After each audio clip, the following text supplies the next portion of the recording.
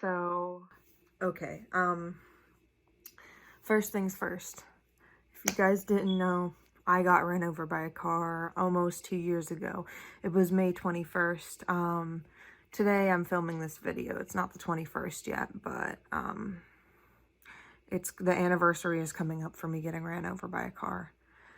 I was 6 months pregnant at the time with my first son, Oliver. And yes, I already had a name picked out for him. I have done some unsavory things in my day. Previously, I was selling this girl some weed. Yes, marijuana.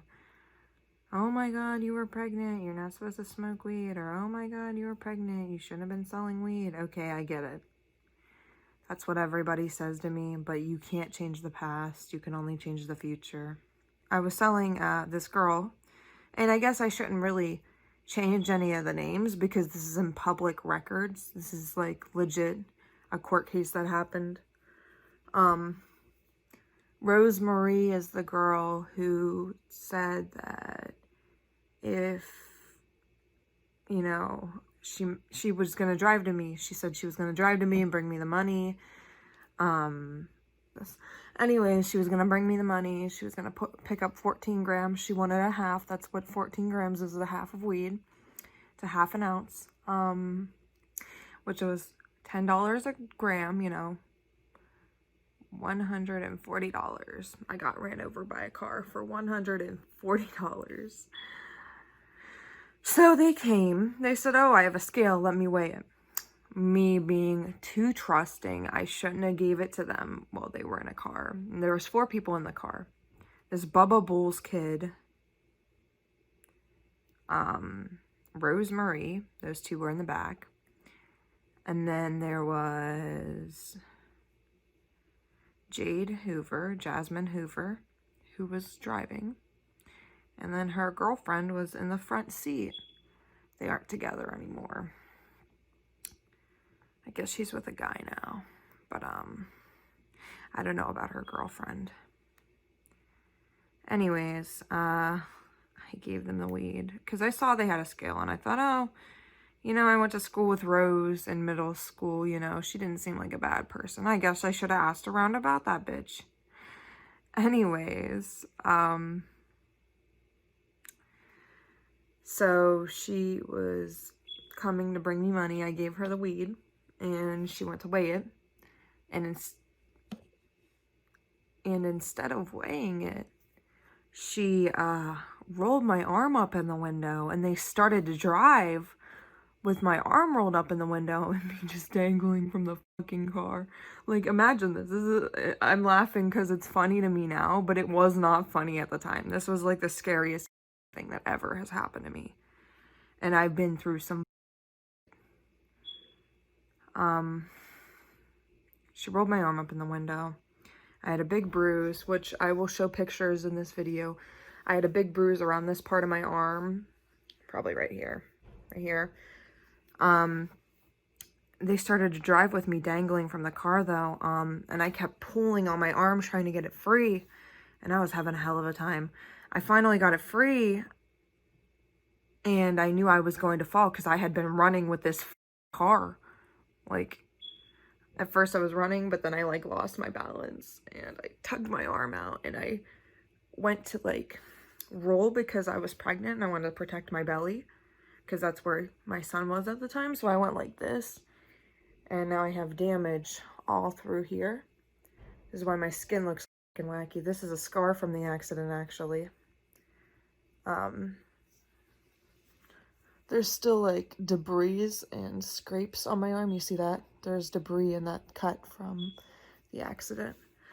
Stood up, and you know, this was on, I think it was Javits Court or something road like that, which is a dead end road, if you don't know, in Warren, Ohio. It's a dead end road, so they had to go to the end of the road and turn around with my stolen weed. And you know, I stood up. I was laying on the middle of the ground because that's how I got free, you know, on the middle of the ground. And they kept going. They turned around and I stood up, blood all over my arm. I had 3rd-degree burns on my arm, on my back, on my like butt, on my leg, which I still have some discoloration on my skin. And now whenever I go in the sun, it burns easier. So now I have to be super careful because I'm already really pasty and white. Like I already burn like really quickly. And then this just like took a few layers of my skin off. So now I burn even easier. So they turned around. I was screaming at the top of my lungs because I saw them coming towards me. I knew I knew the impact was going to happen. I knew I was going to get hit by the front of this car. So again, I like rolled, like I went sideways to roll. So that, you know, I wouldn't like go underneath of it. I was so scared to go underneath of it. But I rolled on top of the hood instead of getting underneath of the car because I didn't want to be run over.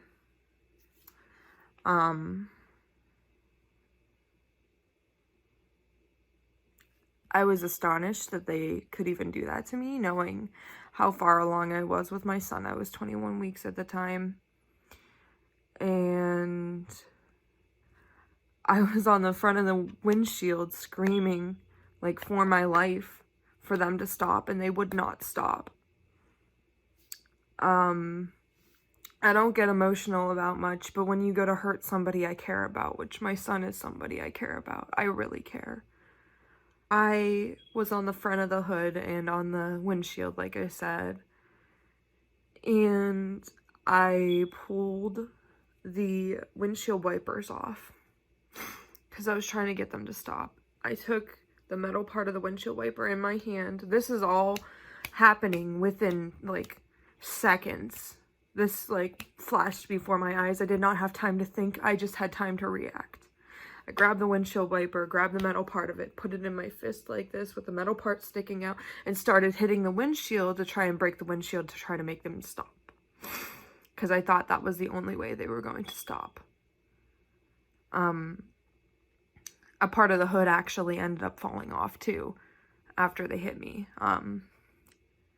So I was still on there banging on their windshield. She had this look on her face. I can't describe it, nor can I really explain it to you. It was just this face of she did not care. If I ever met a psychopath, it was definitely her. She did not care. She did not look worried. She did not look scared. She looked determined to hit me with a car. That's the only way I can explain it. There was just, she made this face that she looked absolutely insane. And they, on the news outlets and news medias and newspapers, were saying that I jumped on the car when I was 6 months pregnant with my son. I was in a lot of back pain while I was pregnant with him. I was unable to jump. I was staying in bed most days. Like, I did not leave my bed. Anyways, the point of this is I saw this look in her eyes and she did not stop until she did. But first, she sped up. She like sped up and then stopped suddenly. And I did like this little woo, hit the back of my head. I still have a bump on the back of my head from this actually. I got a concussion. They couldn't do x-rays on my back or my neck. Well, they did an x-ray on my neck, but they couldn't do it on my back or my hips. That's what I meant. And I still have like pains in my back and my hips. I have been, I have arthritis for life though, because my ankles were completely broken after I did that little backflip and she ran me right the fuck over. She sped the fuck up and right over me. I went underneath that car. There's a picture that I will show you guys that has a tire print on my arm. She ran my arm over. She ran my ankles over. My arm did not fucking break. I'm astonished. I should be dead right now. You should have seen how low to the ground that car was. I should be dead. I'm not dead. I'm here telling my story now. not dead. And one day, I'm frightened that one day she'll want to finish the job. And you know what she got? She got away with it. She got 4 felony charges, and she got away with it. If that isn't white privilege, I don't know what the fuck is. She almost murdered me and my child. I had a shattered ankle with an open fracture. I could see the blood squirting out of my ankles. And my one ankle. The other ankle was a closed fracture. I was broken in 4 spots. I have to put those pictures, or have my editor put those pictures in here still, but my ankle has like 16 pins in it. The one that's broken in 4 places has 16 pins in it and 2 metal plates. Now my other ankle that was shattered completely, the first thing I had to get was an external fixator. Now, if you don't know what an external fixator is, the swelling was too bad on my ankle. They could not actually fix the break at the first event of the injury. I had to be life flighted, by the way. I had to be life flighted, and I took 2 different ambulances, and they had to put a fixator on me, which means they take this metal rod and shove it through your ankle, like right here.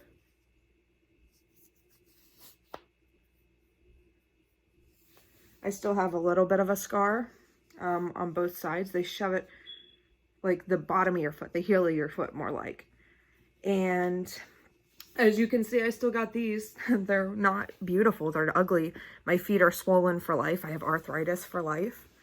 Like, don't trust somebody that you don't know for sure you can trust, because that was my mistake. That was my mistake completely. Anyways,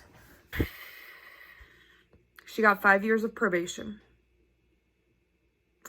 That doesn't suit the crime. To me, that doesn't suit the crime. She had previously been on probation as well. You know, and everybody tries to get justice for the dead people, but why don't we try to get some justice for the alive people? Like, I'm alive.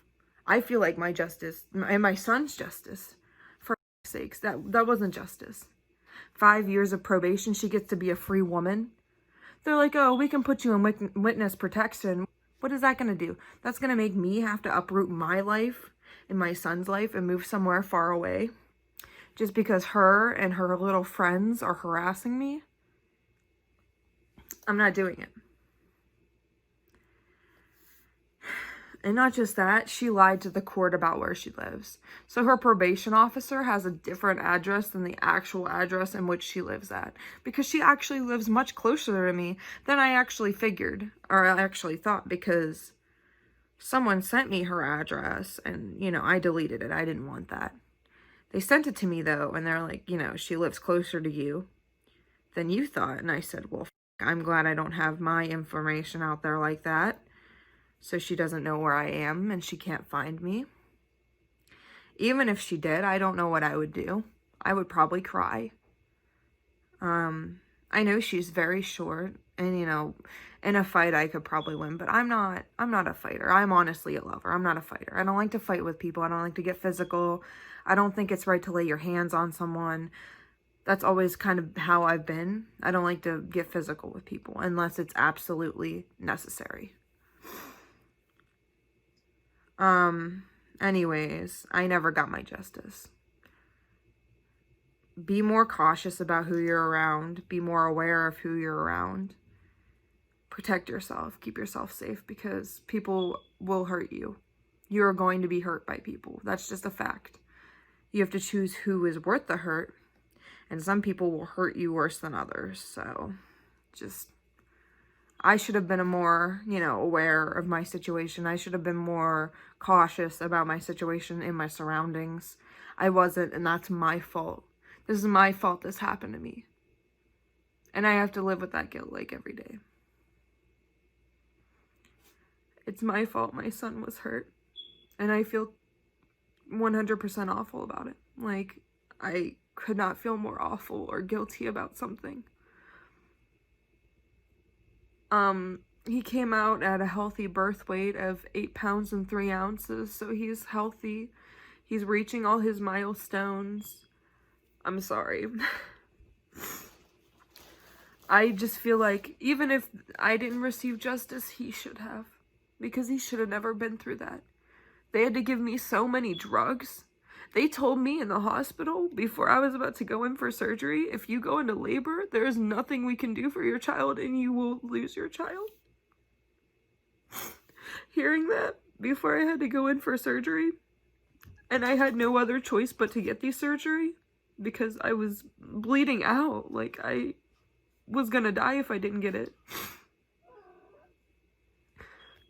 Hearing them say that to me broke me a little.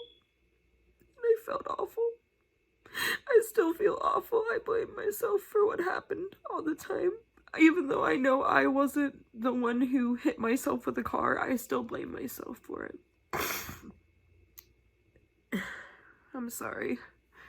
I don't like to cry. I hate to cry and I hate people seeing me cry. But I feel like this is important for people to hear. This is important for you to protect your heart. It's important for you to protect the people closest to you. And I honestly don't think there's a closer bond besides a mother and her child. And to know I hurt the person closest to me, it kills me every day. And I have to live with that. So please be safe. Please take care of your family. And to all you mothers, have a safe pregnancy.